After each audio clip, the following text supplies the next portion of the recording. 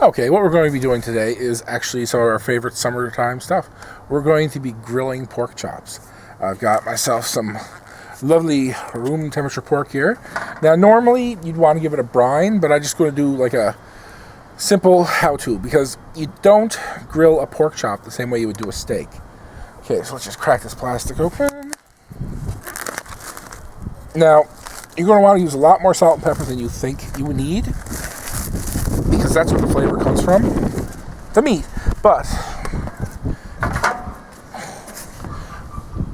also salt and pepper. Okay, now your barbecue should be about, you should have one of those barbecues that's like half and half, where it's like you have at least 2 burners, because you need a hot zone and a cool zone. Okay, now, give it a liberal,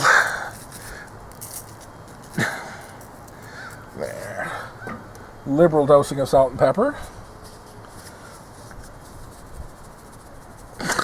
One good thing about doing this stuff outside, don't have to worry about the sweeping. Okay, we got this side done. Now, you're going to want to use a thicker pork chop. Those little fast fry ones you get, that's not the way to go.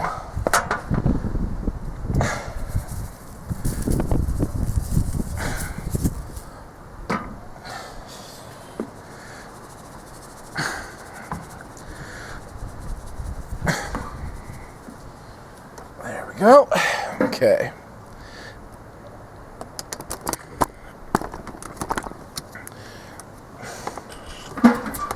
Oh. Now this side over here is the hotter side, so we're just going to put these over here.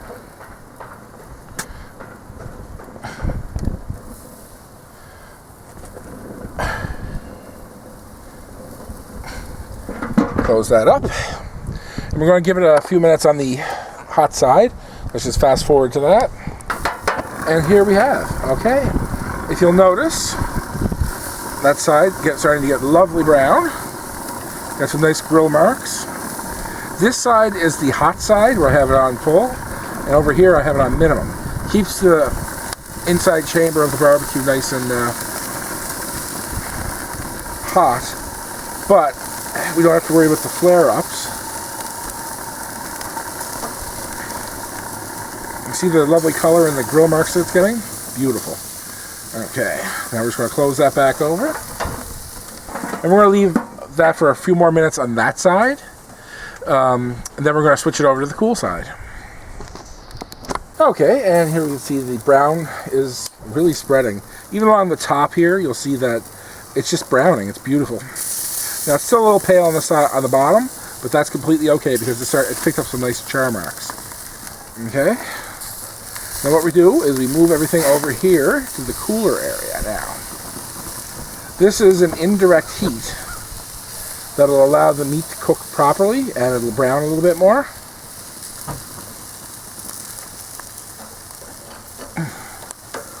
And we're going to leave that on there to cook. I don't really like to give it time because, close it up. I don't really like to give it time with how long that's going to be, because you have to eyeball it. Depends on your cut of meat, it depends on your barbecue. It depends on a lot of things how long that's going to take. So just keep an eye on it. If you are the type to use a meat thermometer, do that. But I tend to eyeball things. We like our pork well done. Some people go with medium well because, pork's not as, dirty as it used to be. But I still like it well. Okay? So we're going to fast forward a bit and we're going to see what's going on with that. There we go. And as you can see, I had a little bit of a flare up. This is why we maintain control over our barbecue. We make sure to check. See, I was getting a little bit of too dark there. Now these guys. See what happens in a flare up, the grease from the meat drips down and it actually catches fire on the grill itself, and they can burn out of control. They can burn pretty hot too, which will pretty quickly incinerate your meat, which is not something you want. These are actually pretty much done. You see how beautiful? See the beautiful color they're picking up? The nice char marks. Beautiful. Okay. Just opening the door like that should lower the temperature enough for the grease to like deignite. Now, if you find that you're getting a lot of flare-ups, you might have your grill set too high. With pork isn't particularly fatty, but it has a lot of easily meltable fat, and it can cause a lot of flare-ups like that. With beef, unless it's a really fatty cut, you're not going to get a flare-up like that. So you want to keep like a constant eye, even when, you know, just every once in a while, crack the cover, make sure, you know, because you don't want to get to the point where you have smoke coming out, because by that point you're too late. Okay, we're going to fast forward a few minutes till everything's done. Okay, and here we have it. As you can see, the meat is beautifully cooked. Nice browning, nice char. Gorgeous. So we just remove that from the grill and we pile it on a plate. The smell is wonderful. Now, you're going to want to loosely cover this. I always use a pasta bowl, but some people use tin foil. I find it's easier to use pasta bowls because they're not disposable. You can clean them. There you go. Oh, and there we have it. That is how you grill the perfect pork chop. If you liked the video, don't forget to like us, share us, comment down there if you have any questions or comments. Even if you want to say my hair looks silly because I need a haircut. I got a haircut, but I didn't like the haircut, but I'm going to get another haircut. If you have any questions, comments, don't forget to like the video, share the video, subscribe. Don't forget to subscribe. Really appreciate when you subscribe. Love that stuff. I got some great videos coming up. I got sort of like a schedule thing happening now where like Sundays is like just random stuff. Monday is like motivational stuff.